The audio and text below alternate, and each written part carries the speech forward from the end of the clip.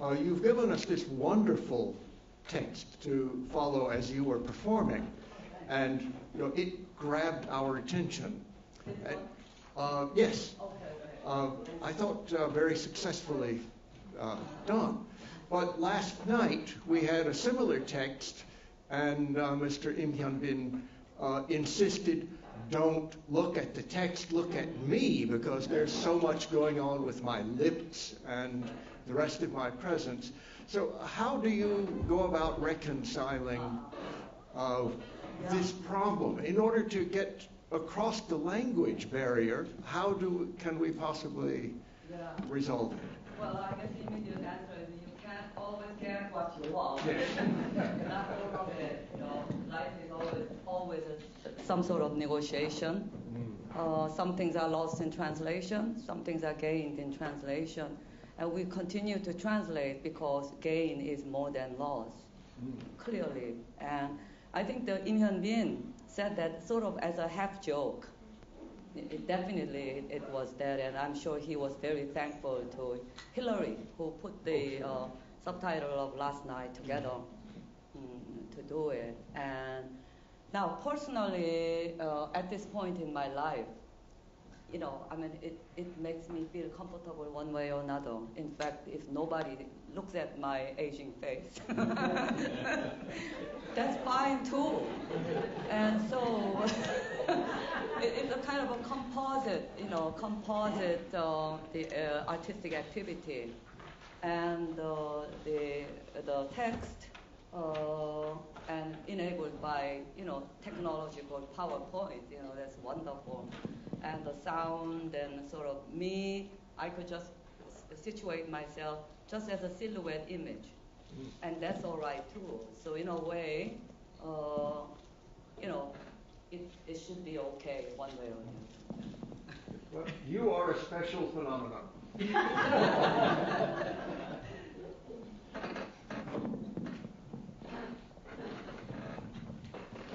It's just to answer to you two, because with Hanyomi we are subtitling pencilists since 20 years and several pencilists. And the best compliment we had is Anne Soukson in Paris, who said us she sings Chunyongs during hours and hours, and it was the first time she was subtitled in French by us, and she says to us, I didn't want to make Wan Chang out of Korea. It's impossible because audience after half an hour they are. What she says to us? What? And subtitle is possible, but at two conditions. One, subtitle is, like Hanyomi said, is to cut the bonsai. Subtitle is a bonsai. You take the same text, you do a real literary translation, and you compress it just to stay at the tempo, and the audience just, if it's funny, the audience laugh before the singer. That's the problem. Okay. And if we have to cry, you cry. That's the second condition is have good producers that they think before where you do project the subtitles. If it's the best is when the subtitle is integrated to the place, and everybody is and everything is okay like that. I think so. I hope so. We try.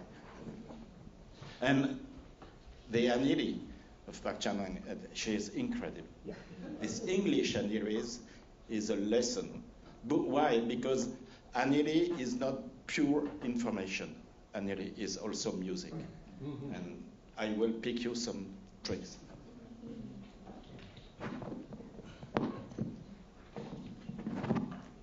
Thank you so much. I must congratulate Professor Park for your wonderful presentation. And I learned so much about Pansori. From time to time, When I visit Korea House, where they show pansori and other Korean traditional dancings and etc. But without translation, it's very superficially I could feel. But with translation today, that these pansori, very beautiful translation, I learned much more about pansori, and I could really enjoy it. So that's my comment, and your talent is wonderful, fantastic. And I have comments on Professor Janet Lee's presentation. When you do certain research on a topic, first thing we do is literature survey. See what has been done in the past by whom and in what viewpoint. And Dr. Horace Allen must be a very, very good doctor, I know, but he may not necessarily be a good translator, because I see a couple of, even from engineer's eye, translation was not really correct. For instance, Chunhyang, if I translate it, it will be spring fragrance, not fragrant spring. If it's fragrant spring, it should be Hyangchun, not the other way around. And also, he put a note that Kiseng is public dancer. Kiseng never been public. It's just a private, really. So, based on those two, maybe Professor Allen may not have been, and Dr. Allen may not have been a good translator. Using that as a reference to find some significance, literary significance particularly, may not necessarily be fruitful. That's my comment.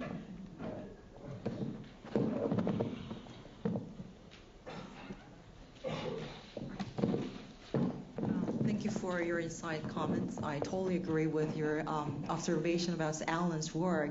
I also noticed in comparison with Gail's translation, actually Richard Ross, another translator of Chunhyang, complained about the errors in the Gail's translation. So I understand there's no complete perfect translation ever in the world, but as you notice, Alan's version has many misinterpretation of original text, and he maybe to fill in the holes, he probably have to put another his own interpretation of the text himself. So thank you for your comments. And as for the literature review, I did a lot of research about these two works, but I couldn't include my presentation, so please excuse me about not introducing my research or the formal previous researches on this topic. Thank you.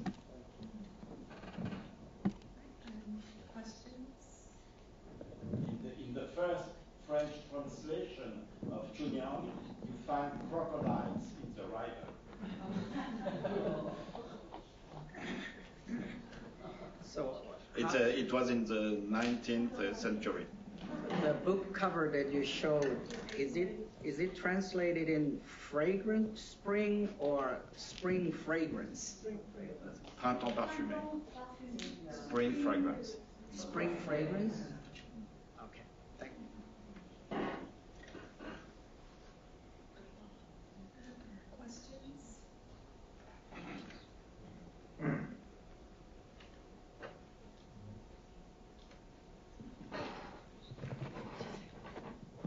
I have a true question. I don't know who not to Yumi, because she knows it's impossible to answer. Maybe to Janet Lee, about domestication in translation, but the way the Korean domesticate Chinese culture. Because we translate pansori, we translate classical novels, something, text like that. All the Chinese references are in Korean. Sometimes it's a nightmare to find who they are speaking about. And what do we do? May we keep the Korean form of China's very well-known poets and so on? Itebek. Many long time I thought that Itebek was a Korean poet. What surprise. and so on and so on. And sometimes you have Korean names. You don't know, absolutely don't know who it is. And so you have Chinese personage, Korean personages. In Sukyang John is a Korean novel in Korean whose action is in China and in the town China. So we had to find every town, every river, every province, and sometimes no correspondence. But we speak with Kisuk about this. Sometimes when we asked her every time to help us, and she say, "Oh, keep it all in Korean. It's okay. It's Korean novel." So we don't know exactly what to do. Transcribing romanization of the name.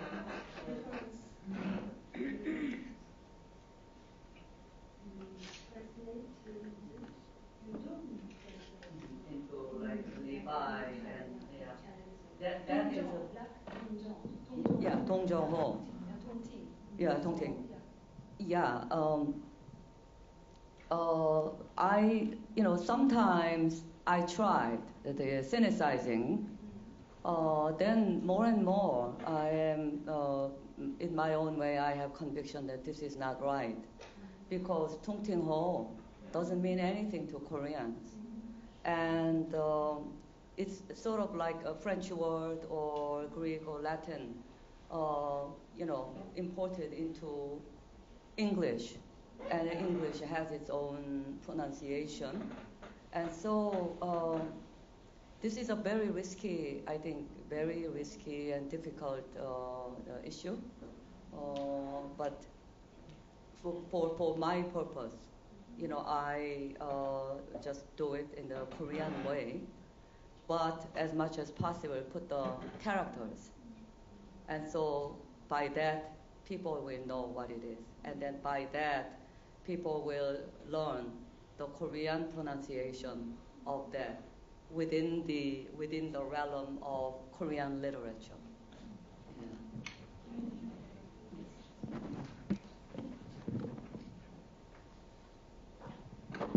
So like Sukyang-jeon, I translate Jong-jeon, which was set against Song Dynasty, not the great song, it was Liu Song, 5th century, and it has a lot of Chinese names. So I first put a Chinese reading of those letters, those names, but later I found out that some of the names were just created by Korean. Yeah.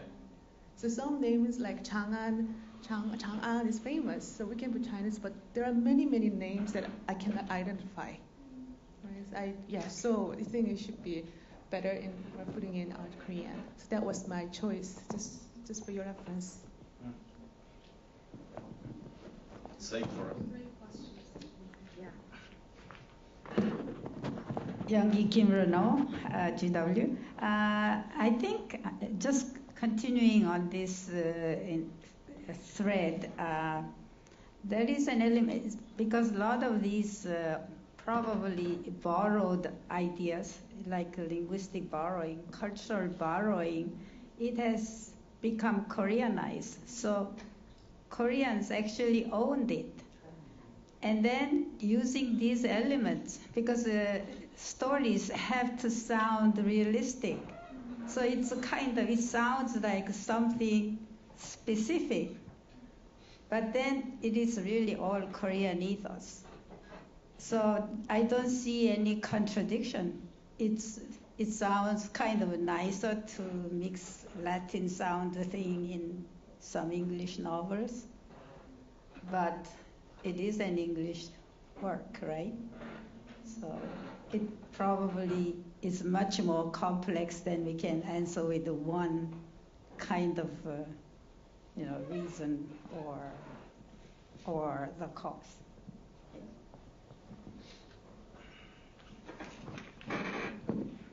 Actually, I do have a question because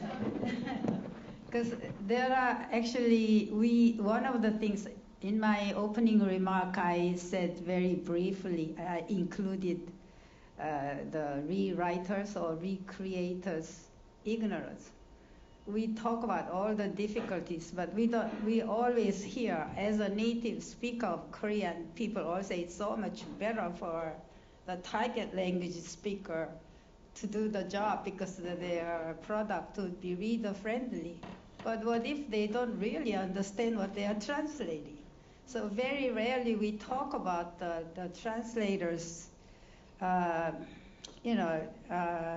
misunderstanding or actually almost contradictory on understanding. And so what's the use of writing very naturally if you are sending a completely different message? So it's not really reinterpretation, but it's just plain mistake.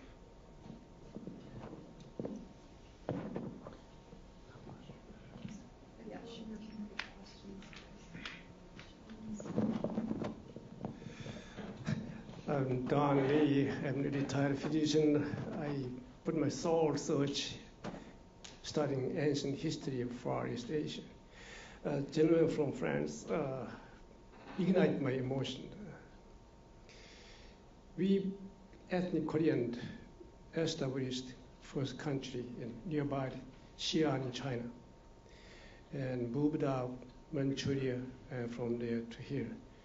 I keep saying that Silla capital Gyeongju is not in the southern part of China, Korean peninsula.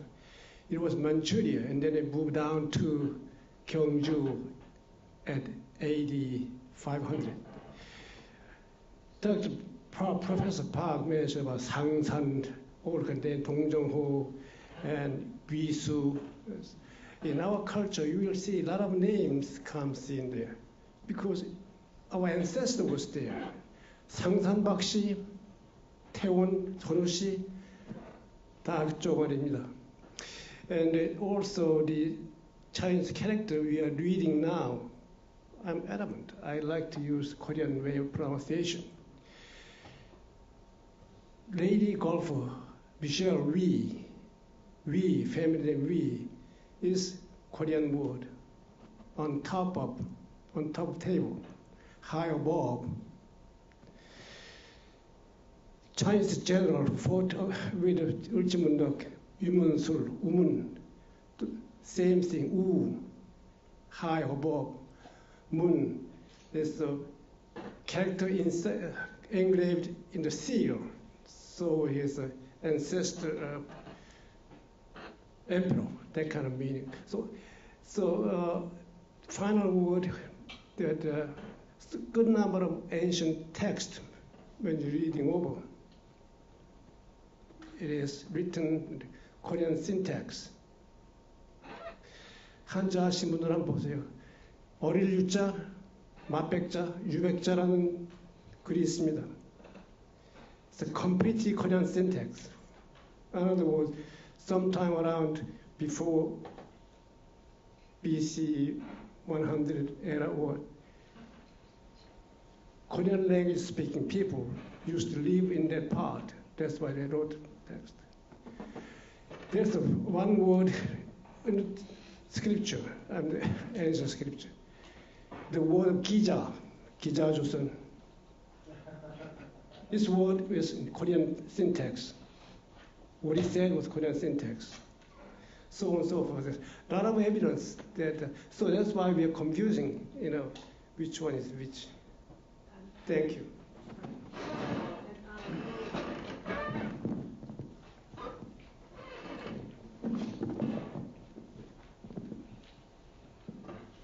Hi, my name is Mindy Reiser. I'm sorry I missed a great deal of this, but the past couple of hours have been absolutely wonderful. I'm curious about what happened in 1988 for the Olympics when you had translations into Japanese. What kind of response did you have from Japanese speakers to this work and whatever thoughts they had on the presentation, on the staging, and so on? The relations between Japan and Korea have not been simple, to say the least, so I'm wondering. I also thought that, like adding Japanese, although I did sort of understand why, because Japanese is the closest foreign language, and so they kind of put it in there. But I didn't really see too many Japanese people in the audience. But there were quite a number of people who understood, who were reading English. And very interestingly, what happens is that when the Korean audience, Koreans in the audience are doing nothing, they're just sort of sits, straight faced, and then they were like, Americans or Westerners, they were ha ha ha, roaring with laughter, seeing the subtitle. So it was, kind of cross-cultural humor were also sort of rising. I thought it was very interesting. Yeah.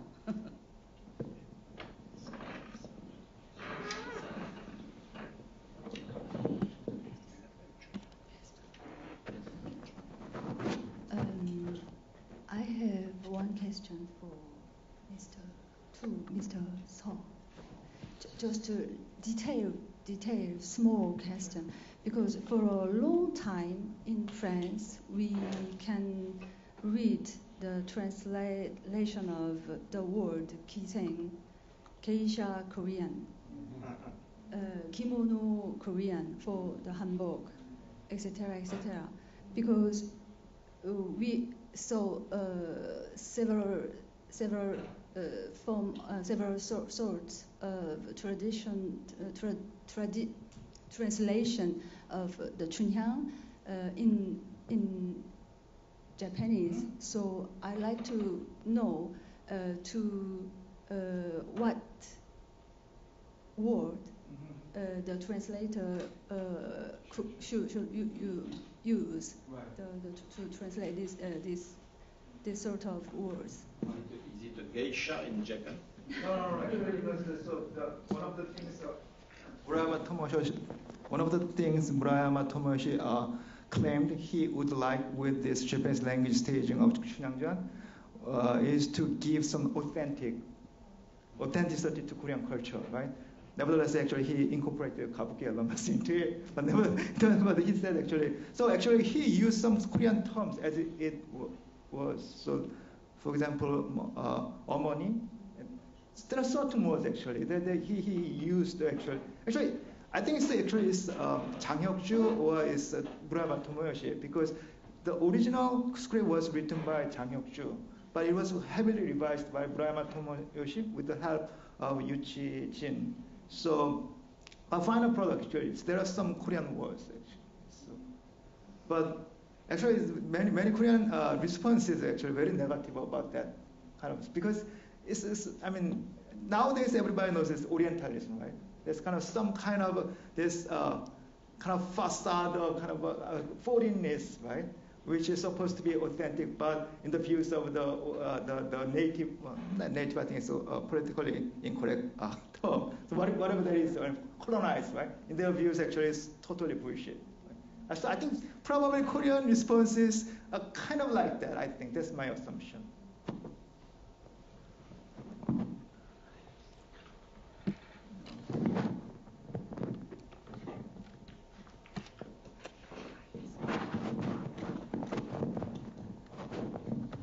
Professor Park Chan.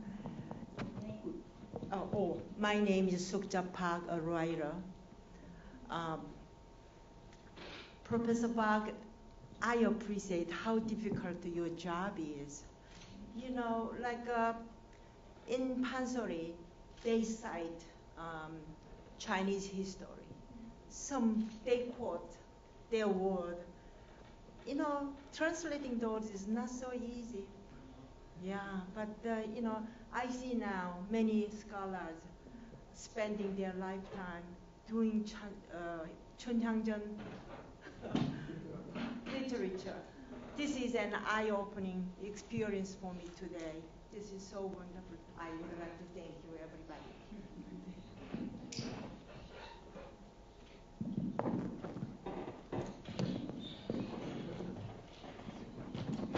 My former professor said there's no stupid question. So I have one question. So original Chunhyangjan story was in late 1700s, right? Sukjong King Sukjeong. But what about Pansori? Pansori, when did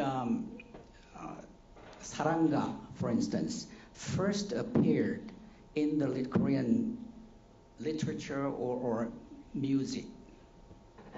And also the details, your last song, Four Walls, the theme was Four Walls. A lot of Chinese poets and generals are referred there.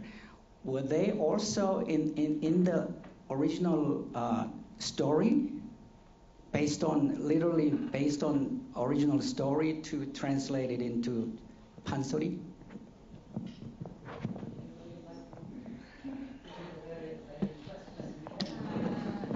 If some scholar declare the originality, he or she can get a Nobel Prize. It is very difficult question because all the version of the Chunyangjan and the total version or the part section is anonymous writers, and we can sure where it was created or produced.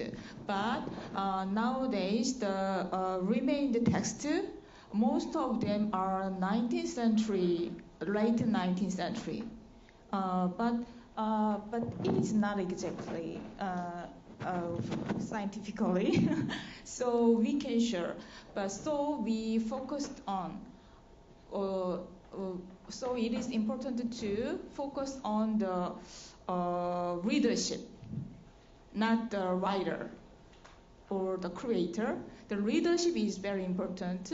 So the other question about the script system, how can we record the pronunciation in Korean style or Chinese style in case of 이발 or 이백, 수시 or 소식.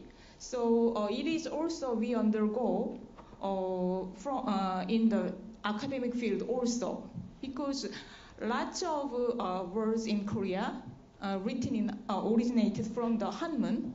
So I suggest the juxtapose Korean pronunciation and blanked the Chinese pinyin style. So in case of the, we introduced the Chunyangjan translated version, firstly focused on the Joseon pronunciation, 이백 and 소식.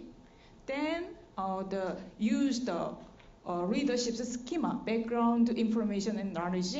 Most Western reader or the other Asian reader are accustomed to the Chinese pronunciation. So, but in Korean, the text is originality is Joseon style. So, firstly record in Korean style, then juxtapose in Chinese pronunciation is my academic style, and some academic journal recommend that style.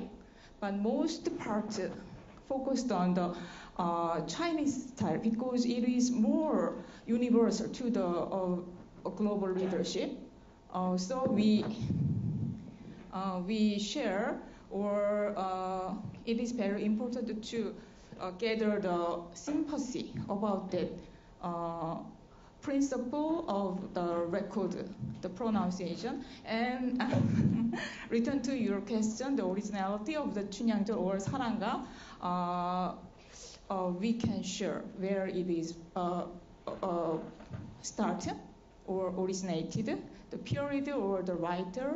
It is very 수수께끼? Okay, sort of riddle? Riddle. Thank you. Okay, one last question, and then I think I'll make final comments. I'm Nicole Renaud. I'm an ophthalmologist, actually. But coming from a half Korean, half French background, and having grown up in the U.S., I'm fully aware of, actually there's a term in French, faux amis, false friends, when you're translating. And also, what made me dwell on this was earlier the question about how correctly even the name Chunyang was translated. So just to make sure, I asked your husband if I was thinking about things correctly, but So my understanding is Chunyang meaning the fragrance of spring, as opposed to fragrant spring. The translation in French actually was also incorrectly done, because it should have been parfum du printemps or parfum de printemps, because printemps parfumé means a spring that's fragrant, and that's opposite. So just something to kind of dwell on, and that's an example of how difficult it can be to translate things from one language to another, even from French to English, which would seem more similar than Korean to French. But you know now, nobody say this. Nobody, since 1 century. It's historical now. So, alternative way of thinking about this Sinicization or Koreanization with the Romanization. I know that in China, they call instead of 대장금, they go 다장쟁. Okay, and so that's basically, they do that for their own people.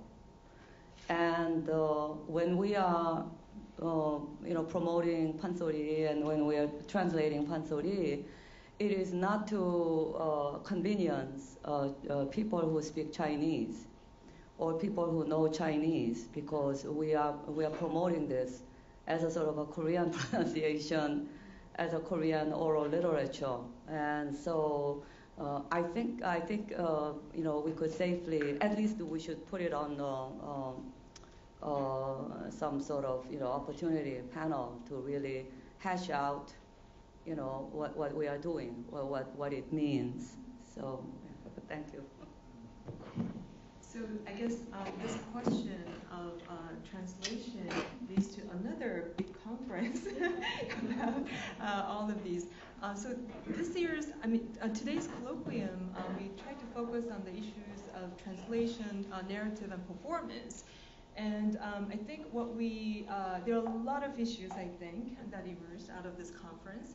But one of them, I think, is that definitely stood out was the issue of cultural borrowing in these novels and how it's translated.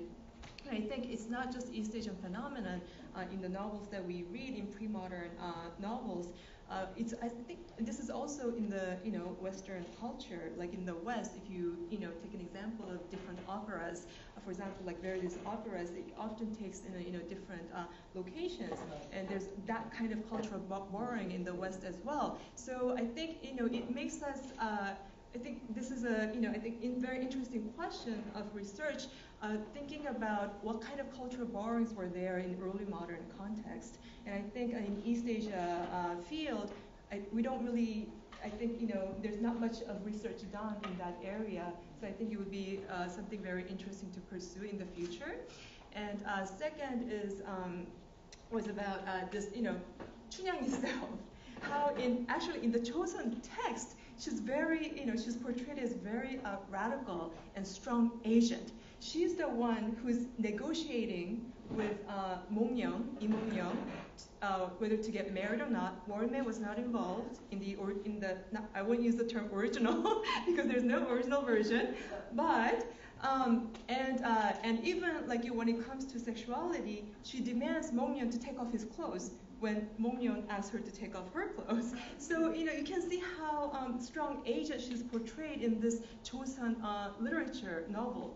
But as it moves on to 20th century, so she actually becomes portrayed as very submissive, and her voice is becomes weaker, and Mong-young's and also the mother, especially in the North Korean version, the voice of mother becomes stronger. So it was very interesting to see how it was in the but in the Chosun Chunyang, in the Chosun Chunyang, but then how Chunyang evolved in these different cultures, like in Japan, in China, in English version, and also in French version. So I think I would like. Okay. What you just said kind of reminds me of how complicated the name itself, the Chunyang, in the Japanese language. Because in the it's played actually name is given in Chinese. So if the reader doesn't have any knowledge about 춘향전, actually the reader cannot tell it is Chinese, it is Korean. Because it's just 춘향 is and another thing actually is in Japanese there are two ways of reading these Chinese letters. One is onyomi, it's kind of phonetic reading, and the other one is kunyomi, it's kind of more it's a meaning of the reading. So 춘향전 can be pronounced as shunko in Japanese as a Chinese phonetic reading, but it can be also haruka in Japanese kind of meaning reading. So the name itself actually poses a lot of kind of interesting questions about this, how complicated that name itself is. It's a historicized process, the name record method. But nowadays, the pronunciation is the first principle to naming the other persons. So the 춘향, Japanese 춘향 and French 춘향 is the right way nowadays.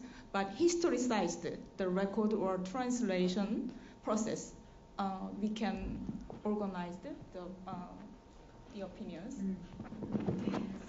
So I guess this the tale of 춘향 leaves us with many questions. Although it has been a lot of research has been done about 춘향 in South Korea. There are just so many scholarly articles and books about 춘향. But at the same time, as you've seen today's conference, it still leaves us with many questions. And I think this is the beauty of classical novel.